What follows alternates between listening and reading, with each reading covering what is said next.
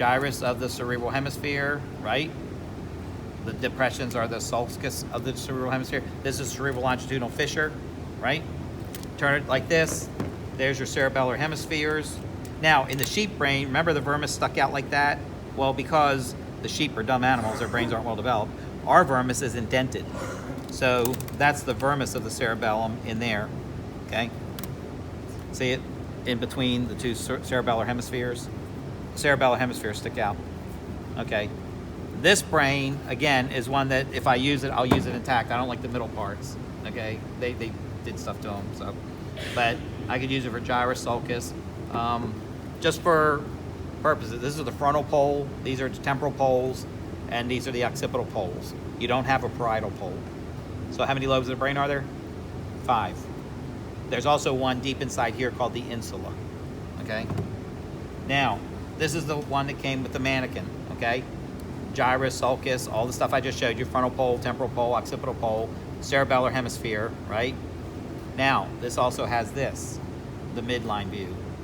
This is the one I made my models from, okay? Your arbor vitae is very clear here. See that white part? There's your fourth ventricle, that triangle. See that triangle, fourth ventricle? Cerebral aqueduct is right there below the corpora quadrigemina. And then all this is third ventricle in here. Where is it? All this is third ventricle. See that little indentation around this? And then this part that's underneath it, that's where the hypothalamus is. It's still third ventricle. So if you put third ventricle, I'd give you credit. If you put hypothalamus, which is probably what I want, that's, see where it is? The hypothalamus is in this area right here. Okay, now, here's your corpus callosum. Remember I told you it was better in the models? The rostrum is right here. That's where the rostrum is. You curve up a little bit to about right there. That's the genu. Genu means bend. Remember the geniohyoid on the nectris came from the mandible where it bent? That bend in the mandible is called the genu. Well, that's a bend too. Any bend is a genu, okay?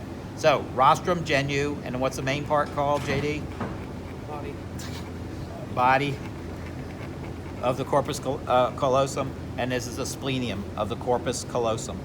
Make sure you write corpus callosum as part of it. If you're not sure which part it is, at least put corpus callosum, get 1 point.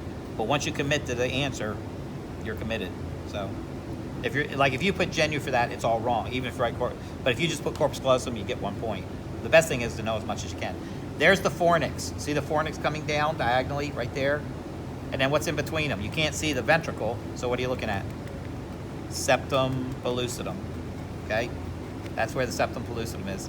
The little yellow dot, or little whatever color dot that is, see that dot in the center?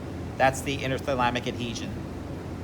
And then here's something that's important. There's their pineal gland, that little pink thing right there. See that little pink thing? That's the epiphysis, or pineal gland. Right below it is a little circular area. That's the posterior commissure. There's fibers going from one side to the other. Then right here, there's a little circular area right there. That's the anterior commissure. Look closely. Anterior commissure is that little round thing right there. Posterior commissure is that little round thing right here. So you got pineal gland, posterior, anterior commissure. There's your corpora quadrigemina. Remember the body of the 4 twins? Superior and inferior colliculi. Then see this little piece of tissue that runs from the corpora quadrigemina into the cerebellum? That little thin strand right there? That's called the medullary velum. V-E-L-U-M, medullary velum. That's the roof of the fourth ventricle. In embryology and in neuro, we talk a lot about that. It's important. All right, here's your pons, the round thing. Remember the pons, the big round thing on the front? There's your cerebral peduncle, where the oculomotor nerve would come off. That's your optic chiasm right there, where the optic nerves are crossing, okay? What else? And then this is a spinal cord model, okay?